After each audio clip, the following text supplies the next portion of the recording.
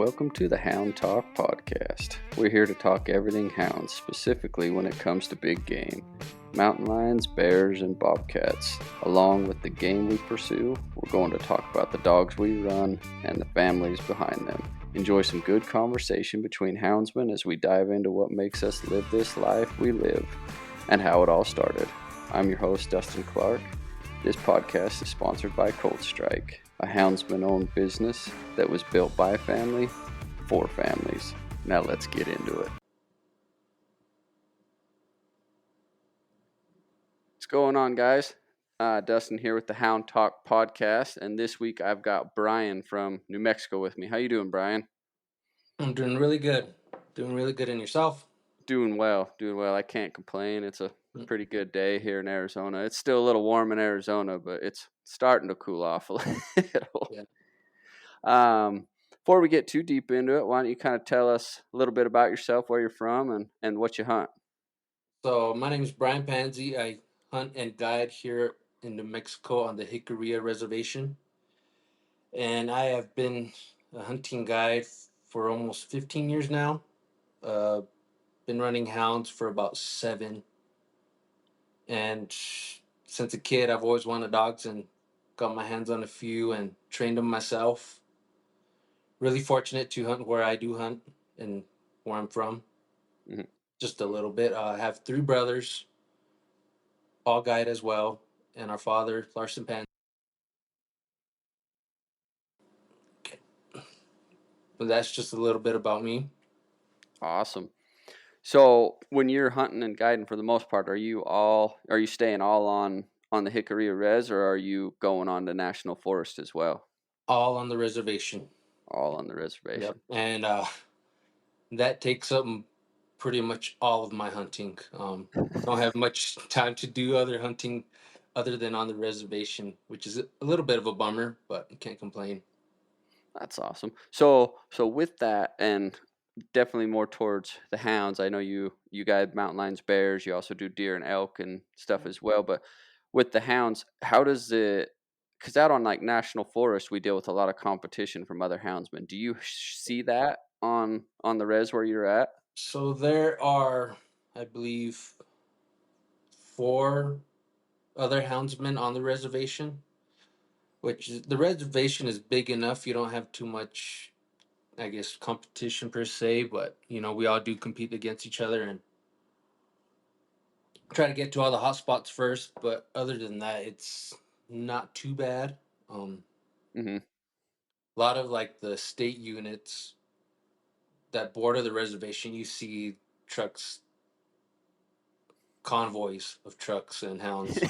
So I'm like, I'm glad I don't have to mess with that. Yeah, that's got to be nice. One perk of it for sure. Mm-hmm. Awesome. So you got into hounds right around like 7 years ago. Had you had experiences with it before, going with friends or with other houndsmen, or just always seen it and wanted to be a part of it? So my dad helped a guy that was doing it here on the reservation. Just the guy himself who had the dogs for many years. He was the only houndsman on the reservation, and I've always wanted them. And I was busy, school, and then finally grown up. And my uncle did it for a number of years as well, and he got me into it, and I've been hooked. Been hooked since. I have 11 of my own now. Okay. Yep. Yeah, it doesn't take long for that bug to bite and like take a hold. Like I get that, because I wasn't raised in it either. I didn't get into it till I was 18, 19 years old, and Mm-hmm. I had them ever since. But yeah, it definitely, everyone I talk to, there's always like a different reason why, but it never takes very long for it to like just set the hook in and be hooked on it for a long, long time. I mean, most guys it's for life. Some guys kind of go in and out, but it's definitely, if you have the lifestyle to support it, it's something most guys are going to do until they can't anymore, for sure. For sure. Agreed. Agreed. Yeah, I Um, don't see myself getting rid of my dogs ever. That's yeah, I agree. I mean, I'm definitely, I was hard into it for a while, and then I started getting into this business, so I've had to take a step back and not be into it as full time and it's been a struggle, but I know why I'm doing it because eventually, once I get where I want to go with business and stuff, I'm gonna hunt more than I ever have. So Yep, that's there's pretty a much the same deal. It happened with me. I was like, because I started guiding, like I said, the elk and deer first, and I was like, man, if I could just get some dogs, I'll hunt. And I'm fortunate enough that's what I do is hunt. yeah, that's That's nice. I mean, at the same point, I mean, I know you probably enjoy it, but like I've guided a little here and there with the hounds, but I've also done a lot on an elk ranch up in Idaho, and it sometimes it takes a toll always hunting for someone else. You know what I mean? It Like does. when you have a client in, it's hard when you're hunting bears to, oh, we got to pass up this small track, or we're going to pass up this sow because we're looking for these big boars. So you don't just get to go out and hunt. You have to actually go for the big boar versus just getting to let the dogs go. Yeah, I guess, like for a better word, trophy hunting. Yeah, I, I mean, if it was just me, I'd turn out on every bear possible. But when you yeah, have that client, you're like, no, no. Then you sense the frustration on their end, like, well, are we ever gonna just? What I like yep, to tell them is trust the process. exactly. Yeah, definitely. And I've had experiences on both sides. When I go out with just me and my kids, if we get a good track, we're gonna run it because we're just going to tree. But then being on that other side with the guide side, it can get frustrating and taxing. And I think that's a lot of houndsmen that aren't guides don't really see that. They think that the guide life is just awesome, and it can be for sure, but it's Hmm. also has that little bit of suck that that Yeah, you don't just go run everything you want, because that client, as much as they like to see these lions and bears, they're after the big one. They're after the one they can harvest versus just going to see, oh, I'm going to spend X amount of dollars to go see 10 bears in a tree, versus yeah, they wanna see the one. That the the one. one's the one Yeah. they all care about, Hmm. Don't and have to so see all of them. Just got to see one. exactly. Oh man. Yeah, and Yeah. I think when I first got into hounds, I was like, "Oh, I want a guide, I wanna do this, I wanna do this so I can hunt all the time," and then once I started going more and more with some of my friends that were outfitters, I'm like, I'm not sure if I wanna do that. Maybe I'm gonna figure out a different way where I can just hunt all I want and still make money." So, that's where I'm Hmm. at. I'm still trying to figure that out. So, if you figure that out, let me know. No, no. My bread and butter is for myself and clients, and Yep. that takes up so much time. Oh, yeah, Yeah. for sure. What, uh what are you running for dogs? Where are they coming from? Uh, it's kind of hard to say exactly where, because all my pups I've raised since they're like this big. Okay. I got a few from a guy in Farmington, two of them, and then we had a litter from my uncle's pup or dogs. I kept four, no, three of those. Then I got two from a friend that were puppies up in Idaho, near Twin Falls, Mhm. and raised them and trained them myself from there. Uh, That's awesome. And where you're getting them from all few different places, I'm pretty sure. You're not real breed specific, you just no, hunt dogs that hunt? they're mostly blue tick and a Mhm. little bit of Walker. Okay. No, I get that. I mean, all the dogs I've had all look red tick or blue tick, but they've got all sorts of stuff in them, Yeah, which they're not like a purebred blue ticks, or just like a majority blue tick is what mhm. they are. And so you brought in those, and you're kinda just more or less breeding in your own stuff now, or are you still looking to bring in some from outside and do some outcrosses? What I'm trying to do now is get my hands on some dry ground Are you? dogs. Yeah, I know that's gonna be difficult. Never ran dry ground before. I've always waited for snow, Yep. so that'll be learning experience for me. Are you on the res, are you limited to a time of year you can run lions? No, here on the reservation we could run year round, Okay. 24/7.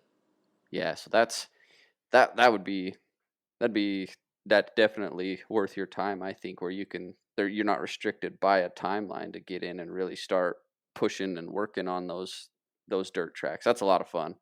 I Hmm. really, really enjoy that when I get to do it. I'm no expert on it by any means. I've done it quite a bit, but I'm not the guy you want to talk to about how to learn how to dry ground line.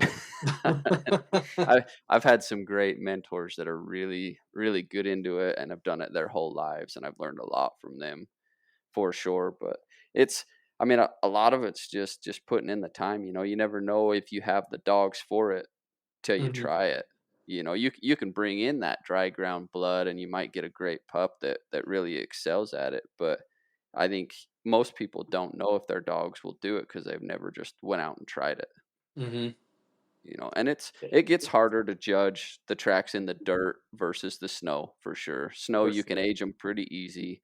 Dirt, it you learn, whether the track's got weather in it. On a good morning on some good nice dirt, that fresh track it'll be shiny almost. Hmm. uh, One of the best terms I've ever heard come out of an older lion hunter's mouth, which he's passed on now. But he says, you can see that lion track over there shining like a diamond in a goat's ass. and, and I don't know where he got it from, but that has stuck with me for well over 10 years after, when I heard him say that. And I just like, it's true though. If you get it just the right light on that good dirt, that track will shine. Yeah, Because it him just lion, pops. yeah, yep, they don't drag their feet, they don't cover it up. It just really, that pad makes it nice and shiny. And so it's a fun game. You really get to see the dogs truly work and just grind and do, just work versus, a snow track. You can run an older snow track and they have to dig in and go to work a little, but watching them work that dirt, you can stay with them and you get to experience more of the trail side versus running a good snow track or running a bear. Because a lot of times you kick out on a bear, you see them go through the trees 100 yards and they're gone. Yep.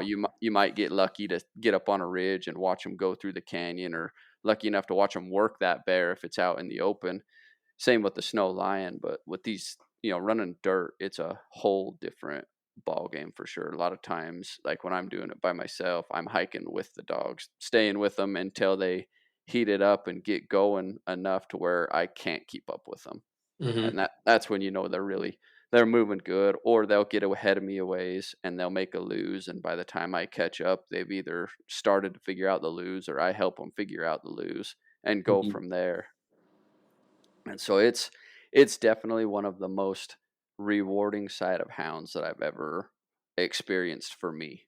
Like if I could do that versus anything, that's the one thing I would pick over snow lions, bobcats, or bears. I mean, I love the bears, I do, and my kids love the bears, but they don't like going lion hunting when it's cold or when you got to walk 2 miles just to watch the dogs trail. They like to Uh-huh. see it turn. They like the turn and burn and the trees there. Yeah, right. Those 2 minute you know. chases.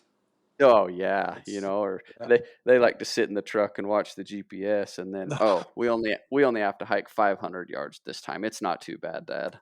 Yeah. Uh-huh. That one's a mile. We're gonna stay with Mom. Uh-huh. So, but yeah, it's that dry ground aspect of it's definitely, it's something a lot of people don't get to experience, and when they do, that's what really like sunk its teeth into me. Like I loved the hounds. I'd had them for probably 8 plus years before I met the people that got me started in the dry ground side of it, and Hmm. that's when I was like, yeah, I want to do this for the rest of my life. I want to that's the part that like really hooked me. I mean, I was in it before, but that was the part that was like, nah, yeah, I'm doing this for the rest of my life once I Hmm. experience that. So, it's Yeah. pretty, that side of it's damn cool. I'm excited for you to start to get into that and to learn that side of it. It's a big learning curve, at least it can be, Hmm. but it's definitely the most rewarding side of it, especially when you catch that first dirt lion on your own. That was a huge milestone for me. I can remember catching my first bear on my own and my first snow lion on my own, and I was happy as could be. But that first dirt one was was the high for sure. Yeah. I big was like a time. feather in the hat Oh, kind of yeah, thing. Yeah. exactly. So we're just getting ready to go into lion season. Are you how many hunters are you taking I a have winter? I have 9 this year. Wow. So you'll be 9 busy then. clients. Yeah, that's not including family and friends that would like to go out too. That's just clients Mhm. specifically, right? There are 9. Specific clients. Yeah. So with the res, and I know it's different probably on every one, but are like houndsmen from outside the res allowed to buy tags to come on the res, or is it just you guys? Like, how does that work with? So we're only allowed to run the dogs. Tribal Okay, members are only allowed to run the dogs. that's what I was curious. And we've been talking about that for a while. Like clients who have dogs would like to run them. Mhm. We've been trying to work with Game and Fish to allow them to do that because it's new country for them, and Oh I see yeah, nothing wrong with it. yep, So we're trying to do that now. It's just a recent conversation that's been brought up. I have a lot of guys that ask me now to, can I bring my dogs? I'm like, unfortunately, no. yep. Like even for us, if we get a new dog, it has to be housed on the reservation for at least 6 months before we can actually run it. Oh wow, I didn't know that. Yeah. What's their reasoning behind that? Just I don't know. I think it's to keep people from, I guess, run dogs illegally. Like, say okay. I have a friend that's not a trouble member, but runs his dogs and says, "Well, they're Brian's dogs," Hmm. and I could get caught up in that and be in trouble. It's to So just keep people from breaking the law, I guess, keep from them honest. trespassing. Yep, I understand that. So how does that process work for you then when you bring in? So I guess if you're bringing in pups, it's not a huge deal, but do you have to like notify them when you bring in a dog? Yeah, kind of like a registry, like Okay, pictures and that's names, interesting. and yeah, it's they've kind of been really laxed about it lately. They don't really like keep up with the whole registering the dogs, but they more or less know who has the hounds and how many they have. Yeah. Okay. Another thing that helps is they have us put our names and numbers on the collars. Hmm. Yeah, that's I mean, we all do that for the Yep. most part anyways, but so that kind of I mean, not that you're looking into it, but like when I was like the last 4 or 5 years during our spring season and our summer chase season to help pay for a little of my hunting gas, I would bring in outside dogs from clients and I Hmm. would just run their dogs with mine. They weren't there to hunt them. So with that rule, that probably wouldn't allow you to do that, would it? No, I wouldn't. Yep. I'd be more than happy to help out a friend. I mean, I've Yeah. had plenty of bears and lions, but Yep. it just wouldn't allow me.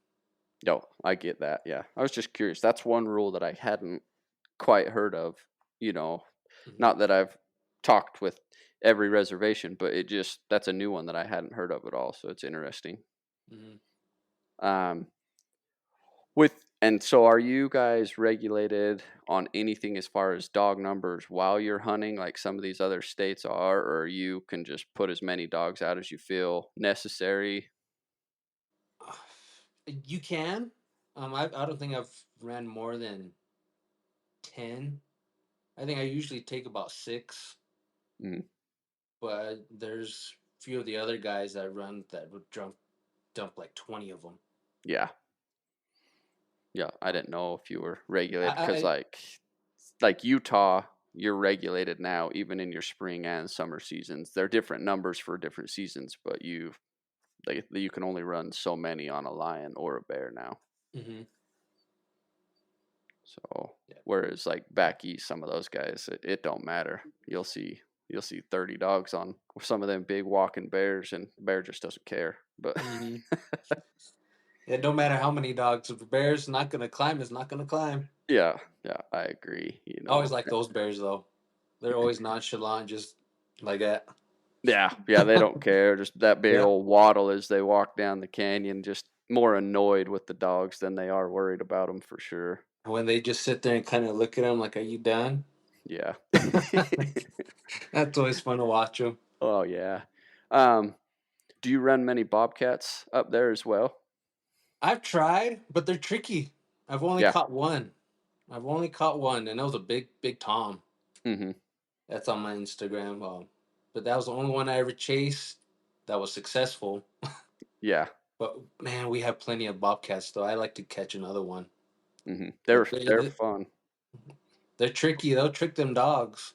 Yeah, they do. It takes a good smart dog to really work and buckle down on those bobcats because they'll do their loops. They'll run down backtracks. They'll hit through rocks and rock piles, ledges. I mean, they'll pull every trick they can trying to lose those dogs. And Hmm. with my experiences, they never get way far away from you. But man, it's a long race. They just keep doing circles and loops and all that in the same kind of area. They're not quite like a lion that will like just beeline it and pick a straight line, or a bear that'll go for 10 miles in one direction and not care. Those bobcats, with my experience, have tended to kind of stay in more of a centralized area, but they do a lot of traveling right there with them dogs behind them. Hmm. Like they do loops around trees, and then they'll go up and then come back down, and Yep. yeah. Yeah. It takes a dog with some good brains and a good nose to really work and be a consistent good bobcat dog, and I don't have one of those. I'll be the first to admit that, is I don't have a great bobcat dog. Hmm. But I'm the same way. I haven't ran them a ton. I kind of kicked myself over the years of passing up so many bobcat tracks just looking for lions. Whereas I could have got there were some days I passed up bobcat tracks and never found a lion till it was too late in the afternoon to run it. So I had to come back the next day, where I could have just kicked a couple dogs loose on a bobcat, got some good runs in for them, and got some good experience. So I definitely kind of shit the bed on that a few times and kicked myself for not running just what was available. I didn't have a client, didn't have somebody looking for a lion. I just wanted a lion instead of wanting to get the dogs out. So that was a lesson I Yeah. had to learn the hard way. I've been there too. I've done that plenty of times. Yeah. So with the dogs, what's your favorite? Lions or bears? Oof. I say lions Lions. because I could more or less keep up with the dogs. Hmm. With the lions, and other than a bear, I've I've ran behind dogs with bears. Not doing that again anytime soon. Do you have a decent road system where you hunt, or is it just a We couple have roads? Oh no, we have plenty of roads. Okay. Like say a bear's going in one direction, and you look at the track, you're like, all right, well if I go make this loop, I'll cut them off at some point down this road. Hmm. Or if they're just hauling ass, you'll be like, all right, well I'll go around these two roads and eventually cross them again or get in front Okay. of them. So So decent road system. And that with those bears, most of the time where you have a good road system, it's not worth following behind them because they're, you know, unless you're bait up and you're trying to get in for, a shot. But a lot of times it's easier just to get in front of them and do that anyway, and let them pick your wind right and let them come where they're coming anyway. yeah, I had an instance where I was just hunting for myself for a bear, and the dogs were about 600 yards across the canyon, bait up. So I was like, oh, that's not far. I'll just go across the canyon. By the time I got there, the bear saw me, kind of bluff charged me, and then he just went going. I was like, oh, watch the tracker. Oh, 400 more yards. All right, well, I'll just go 400 more yards. No, kept Yep. doing the hopscotch. Before I knew Oh it, I yeah. was like 3 miles from the truck. Yeah, I've can't say that I haven't done that. We all get that moment where it's like, oh, it's just this far. It's just this far. You get on that bear like that, or a female lion that jumps and she keeps jumping in the wrong direction. I had my kids with me one day, and we were up on this pretty good sized mountain range, and where she finally treed, we were just over a mile from the truck, but it was a shitty mile.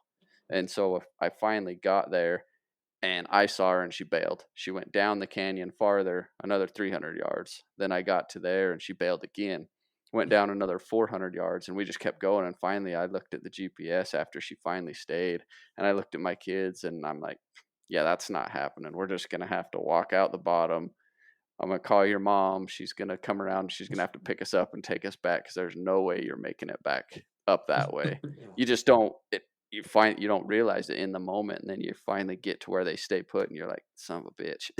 Uh-huh. Because you get caught up in the moment. The Yeah, excitement of like, ooh, we got it. exactly. Yeah, for sure.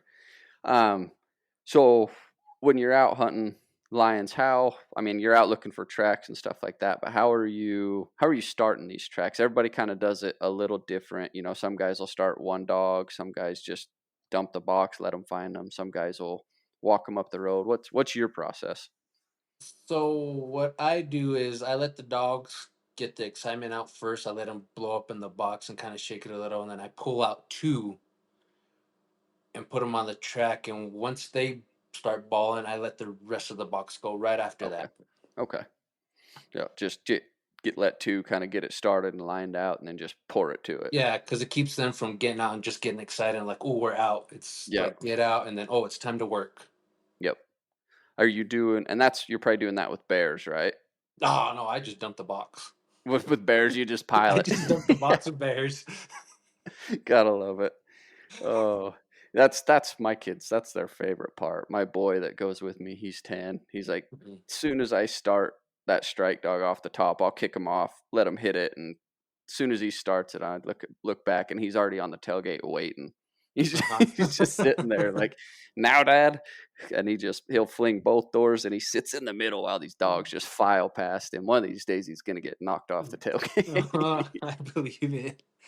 Oh, it's Yeah, fun. but especially when you like happen to catch a bear that's just like in a freshwater spring that's right Mhm. off a road, and you just see it like, oh, and the dogs look at it with their big wide eyes. Oh Oh, yeah, that's a good time.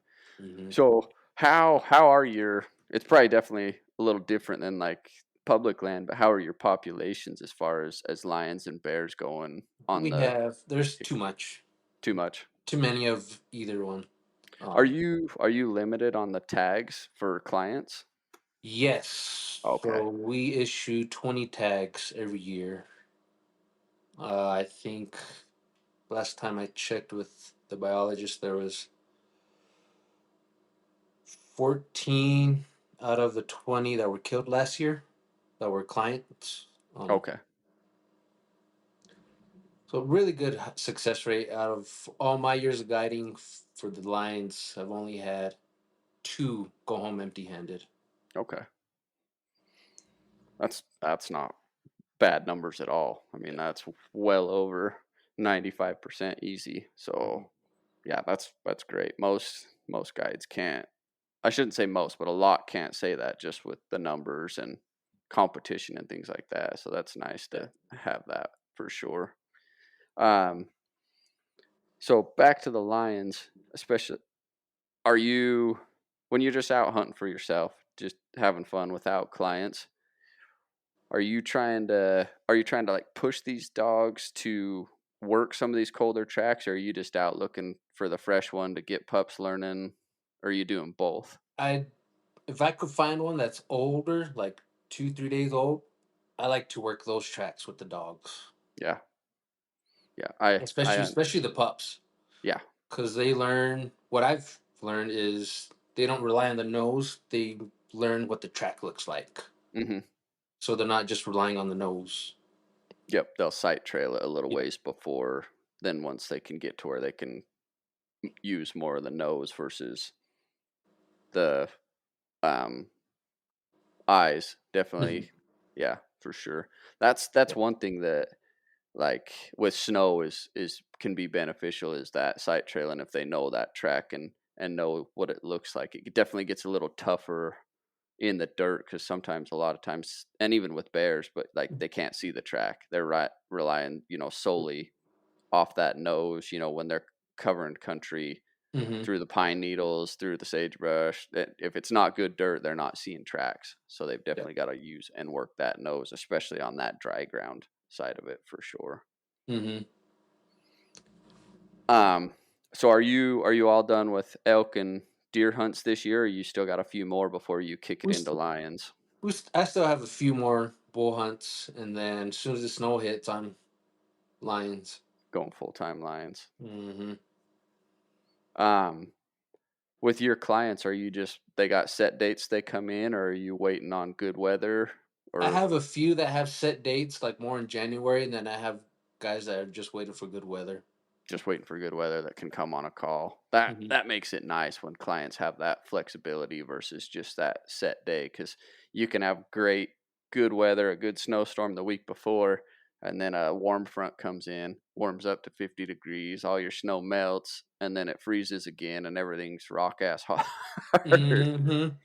It makes for tough conditions to find a track, but also that tough trailing condition. Like in the early spring, it'll freeze at night. Those lions will walk on top of that frost on that hard dirt or on that concrete snow, and then by 9 o'clock, if you don't have that lion up and moving, that frost comes out of that ground and it just kills the race. Yep. Kills the scent and you're done. Yep. Yep. That is one of the most frustrating things about hunting, even in early winter and early spring, is that transition in the weather. That shit, it's hard and it's frustrating. It makes good dogs. I mean, those dogs really got to learn how to work running those bare faces and then hitting those north slopes with snow, and then they'll go right up the south slope and have to really slow down and buckle down and work again. Hmm. But it definitely makes for some good dog work, and it makes better dogs, I think, for sure. A lot of guys won't hunt those tough conditions, and I was that way at first. I was just like, screw it. If it's not a fresh snow, I'm not gonna go look. And then as I got more into it, I was like, doesn't matter what the weather is, I'm going out, and if I find a track, we're gonna push it and we're gonna work it. And doing that definitely brought my dogs up to a different level that they weren't at before. Agreed. What helped me a lot was during COVID, so all the hunting was shut down, and that's when I really got a bunch of pups that are like a year to year and a half old, and I spent that whole season just trailing every track I could find. I didn't Yep. care if it was old. I didn't care if it was fresh. Cause I only had two dogs at that time that were three, and they were just like started. Hmm. And I was putting in 11, 13 miles a day on foot with the dogs, just trailing. That's that right there is what some people don't understand. Is it's not, I mean, genetics make a great dog. Don't get me wrong. You got to have good genetics to pull it out of the dog, Hmm. but time and miles put in, it is what will pull it out of that dog more than anything. Yep. And that's what makes running hounds such a different lifestyle than most people can accommodate, because it is a hell of a lot of time. It can be a lot of money, just depending on how you do it and things like that. It can be both, but to really have that pack that you want, that top tier dogs for you, whatever they are, it's a lot of boot miles, or if you ride horses, mules, whatever, a lot of miles put in and a hell of a lot of time for sure. And I believe it makes you a better hunter overall because you then learn how the animals move. Yes. Yep, that's one of my favorite. I don't know if you've seen that movie that Blood Origins put out a little while ago. That Lionheart. Have you seen that? I have not. I've been meaning to watch it, but I have not yet. So it's a good one, and in it, I mean, it's more built for like the people that don't quite understand the hound world. It's Yeah. not so much built for us, but there's some good stuff in it. And one of the, I'll probably misquote it, but one of the guys on the thing said, you really don't know much about these lions until you follow one for a week. You follow one for a week, you're going to learn more about that lion than you will hunting them for 5-10 years. But if you just sat there and followed one straight for a week, you really learn about them and their habits and their travel patterns and what they like to do. And luckily enough, I know that guy, the Meekums, and that's where I learned a lot of my knowledge about hounds and lions especially was from them, because it's just something they've done their entire life. Hmm. So that quote on there was probably one of my favorite parts of that whole thing that they put together. Hmm. Yeah, like I said, that COVID years, like I said, so many days, nights, just behind the tracks, and like I said, it made me a better hunter because now I could let the dogs out and look where they're going. I'd be like, all right, well, we'll go over here, and sure enough, they're gonna be right there. Yeah. Yep. Or even like mule deer or elk hunting. All right, well, the elk are moving this way or that way. All right, well, we'll go this way. Yeah. Yeah, you learn kind of their patterns or where they move or where they like to cross, what ridges, what saddles they're going to push through versus just a random spot, things like that. I learned that a lot about following lions, hiking with the dogs on what saddles they like to cross through, what Hmm. trees they're going to scrape by, what canyons they like to use versus which ones you don't see them in very often, and you notice the different, like, rock outcroppings that they'll push past and things like that. Like if this tom crosses here, he's going to scrape at this tree and then he's going to make his way to right below that rock outcropping before he skirts through this saddle. That's his pattern. And Hmm. that's just and it kind of transcends across lions as a whole, as they really all kind of have those certain tendencies, and to learn that by following one was something that I never thought I would dig really deep into when I first got into it versus now. Like Hmm. it's like the science, for lack of a better word, behind that is what really started to intrigue me, and I probably pestered a lot of people with asking questions about everything about that, over the past few years. But that's the part that, like, has really kind of kept me going even more, is just learning the animals that I'm pursuing and learning how they move, learning where they like to cross, learning their habits, and being able to use it to my advantage to help me, not only me, but help my dogs and everything be Hmm. successful in what we're doing for sure. Um, so lions, did you, when you got into hounds, did you just automatically dive into lions and bears, or did you just start one for a while and then dive into the other, or you just went full bore? I went straight nose dive into both. I was full send. I was full send in both. I was like, I get in dogs. I'm chasing both. Yeah. Oh, I don't Yeah, blame you. and I'm lucky. My dogs would chase both. Yeah. Yep. Yeah, that's something that is definitely a little different, from guy to guy. Some guys have dogs that are just for one, or dogs that are just for the other, and some that go both and some that don't. I've never been one that hasn't had dogs that do both. Hmm. So it's interesting for sure. I mean, and some dogs just don't like one over the other. You definitely have some that will excel in one and be not so good at the other, and then you'll have a different dog that's the complete opposite. You'll have a hell of a rig dog that's a good gritty bear dog, but he might not be the best cold trailer you have on lions or things like that. Yep. I could not have said it any better. That is exactly right. They're not all gonna be good at both. You're gonna have some that, like you said, excel on either one, which is really interesting and fun to watch. Because you learn which dogs have more interest in the other, and then you learn the Hmm. personalities and Yeah, strengths. definitely. And personality is one that was a surprise. Like, I'd always had bird dogs growing up, but the different personalities you see come out in these hounds was something I wasn't expecting when I first got into it. Hmm. That's been interesting for sure. Um, so how is with bears? Are you allowed? Is it any time of the year with bears as well, or are you certain seasons? We have two seasons. We have a spring season and then a fall season. Okay, So from so mid-April to mid-June is the spring, and then mid-August all the way to the end of October is our fall for bear. and and that's is that just the kill season, or can you pursue outside of those dates? Those are just the kill seasons. Okay, Yeah. Like, so say if I wanted to take my dogs to train them, I could take them out now if I really wanted okay, to. okay, Yeah. yeah. So that's just your kill season. You can train any day you want for the most Hmm. part. Same as with the lions. Hmm. Okay. Yes. Yeah, that's nice. That's a handy thing to have instead of be regulated for sure. Hmm. Keeps them from getting fat.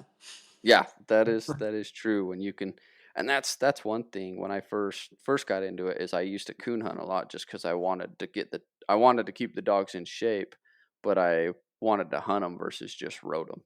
Hmm. I mean, you Yeah. gotta do what you gotta do to keep them in shape. But I sure liked being able to hunt to keep them in shape versus just roading them. Yeah. Where I lived in southern Utah, we didn't have good coon hunting then, so I kind of quit doing that and haven't hunted coons for a long time. But Mm. it was a blast. I enjoyed it while I did it for sure. I didn't enjoy getting up and going to work the next morning, but long Uh-huh. nights. Uh-huh. Long nights, yep. Sleepless nights. On a bad day or on a day that's sucked or whatever, what part about this keeps you loading those dogs day in and day out? Just like what's the one thing that stands out to you that just really keeps you going? It's the excitement they get when you walk out of the house with the collars in the morning and they poke their heads out of the house and they're like, "What's he doing?" And when you shake the collars, when they hear that and they just blow up in excitement, and you go to each one to get the collar on and they just stand there like, "We're going." Yep. That's what gets me every time. And that's one thing, and I've probably beat this to death, but that's one thing I really think that people truly don't understand that aren't a part of this world is they don't understand how much the dogs love it. They live for it. Mm-hmm. Like on the days that they don't get to go, they're like a heartbroken teenager. So true. you, you So know, true. when that dog gets left home that day because it's getting older, whether it's tired or it's hurt or got sore feet, and you can't take them that day. I mean, it's And like they you ruin their whole day. uh-huh. They just have the look like, really? Yeah. You're leaving me home? Oh, Like I can exactly. go. Or the worst is like when you have them in the box and then you don't let them out of the box when you're kicking everybody else out. I mean, that's like I get like stares that the dog's just looking at you like you mother. Uh-huh. Oh, yeah. And that's me. Like I truly love the dog aspect of it, and there's so many different aspects of the dogs that stick out and that I truly love. But that's one that I haven't had that answer before, and I like that. When you walk outside and just the excitement from them dogs that they realize, oh shit, yeah, it's go time. Yeah, it's go time. Yep. Like, oh, we're going, we're going, we're going. Yep, Yeah. Oh, awesome. that's Yeah, oh, yep, that's the part I like. I get it. So with Or that, when you have pups and you're training the pups and they have that eureka moment oh yeah. and their eyes get like big, big, and they're like, "Oh, that's what we're chasing." Yeah. Oh, Yeah, well, yeah. yeah, that aha moment or when that switch Mhm. just you see the light bulb go on and they're like, "Oh, son of a bitch." There it is. Uh-huh. Whether it's they see that lion or that bear move in the tree and then all of a sudden they go from yapping once every 10 seconds to coming completely uncorked and trying to eat the tree, and then they realize what it's all about right there. And Mhm.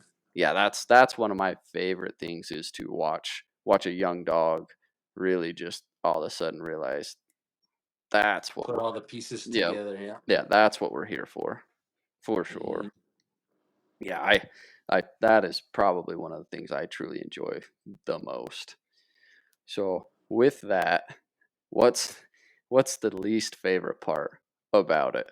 We've all got one. What's the one that you're like, God, I could just do without that shit? Mm. There's always that one dog that just goes off and way on left field. There's always that one dog on one of them long days of chasing cats or bears that's just doing whatever. Mhm. That, and I think Yeah. that's the one I hate the most. That just has 'Cause that stupid moment that you're like, what the hell are you doing? yeah, like why? Yeah. Of all days, why that? Yeah. Yeah, and I get that, and where I've had, so many dogs over the years, I've realized that there are certain dogs that no matter how good of a dog they are, their personality I am not going to get along with. And it's and so those are a couple that I've been like, "You know what? I gotta part ways with you because 'cause you're a great dog. No fault to you. You're not a shitty dog. You do your job, you get the job done, but you and I just don't get along." And it almost, like, makes me so I'm pissed off all the time having to deal with him and or her Hmm. or no, so it's just that's probably one of my, like, least favorite parts is if there's one that the personalities just don't mesh and they just frustrate the shit out of you. And you're like, Yeah, you're good, but yeah. What go try with someone else. yeah, well, it's just like people, some people you Yeah. just don't jive with, and there's nothing against it, just certain personalities aren't gonna mix, and I Or even when they're just constantly in the box fighting. yeah, There's that one. It's always that's another one too. You're like, stop. yeah, like So then you kind of like kick them out to punish them, or you do something to punish them, like run them, mhm, while the rest of them are in the box and they just don't learn. You're like, yep. sorry, dude. Yep. Yeah, exactly. Yeah, I don't deal with that crap either. That'll make you mad for sure. Um, That makes a day long. yeah. Oh, it can for sure. And it seems like it always happens after you've already had a long day. Then you got to get back, Mhm. and then you got this dog that you don't get along with or whatever that just decides to be an asshole anyway. And so it just makes the day even worse. Mhm. and, Mhm. and then you'll turn around the next day and that dog's the one that finishes the hard track that figures out the lose and you're like, you're not so bad. And then it just Ex- the next day he's an asshole again. yep. You're not that bad. Oh, just the way it goes. Or another one that will like have me at the brink of like hanging it up is when you lose a dog. Mhm. Thank God it's only happened once, but man, it sucks. It is, and I saw something the other day that kind of stuck with me. It's like, you a dog is part of your life, but you are their whole life. So, if you get it from a pup for the most part, you are that dog's entire life. It's with you from then to then. And for you, it's just a part, but it's hard to watch those dogs get old or to lose them to a lion or to a bear or, ledges or sickness or something like that. Hmm. It's horrible. The one comfort I've had when I've lost dogs to a lion or a bear is at least they went doing what they loved instead of sitting on a chain or dealing with a shitty sickness or a freak accident. They Hmm. got to go doing what they were born to do, essentially what they were Yeah. bred to do. Or like going out like in the Blades of Glory, Yeah, exactly. right there fighting with a cat or a bear. Yep. Just yeah. Yeah, yeah. If you could pick it for a hound, any way to go, doing something they loved is probably the way that I think if they could say that's the way they'd want to go for sure. Hmm. In a blaze of glory going down in a battle Yeah. for sure. Yep. Um, so as we're getting kind of closer on time, I like to end with either, and it can be both, it can be one, but like a hunt throughout the years that you've had that just really sticks out, or a dog that just has been like a phenomenal dog that's just kind of one of those once in a lifetime dogs, that just sticks out. One dog. He was a big blue tick. I'm not quite sure if he was all blue tick because he was too big. Name was Smokey. A buddy of mine found him on the side of the road driving home from work. And he's like, "What do you think of this dog?" I'm like, "He's a hound." I know that. And he turned out to be the best all around dog you could almost ever ask for. I don't think I'll ever find a dog like him ever again. Hmm. He just had that bark that stuck out there, just that ooh, and he was just best at everything. He could rig a lion, he rig a bear, he'll by himself. Smokey Yep. is the one dog I'll probably never have anything come close to him Yeah. by far. And the way we lost him, his stomach Oh. turned in the box. So he was in the box and his stomach turned. And we're out that day like, well, what's wrong with him? Mm-hmm.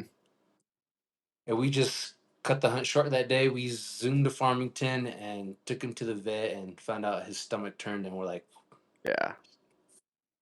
Yeah. fuck. Oh, exactly. And that's it. Seems like, and I know it's probably a bad thing to say, but that shit never happens to the ones that are stupid, like shitty.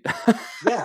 You say it in the moment, like, why couldn't it be Oh that yeah. one? Like It has to be like your favorite, best yeah, dog. it seems like it always just works that way for some reason. That's rough. But yeah, and to find, a dog like that was just on the side of the road. I mean, you don't know how he got there. You don't know what the situation was before, but to pick a dog up like that and have him turn into, a phenomenal dog is pretty damn special. Hmm. Yeah, and I have one pup that came from Hmm. him,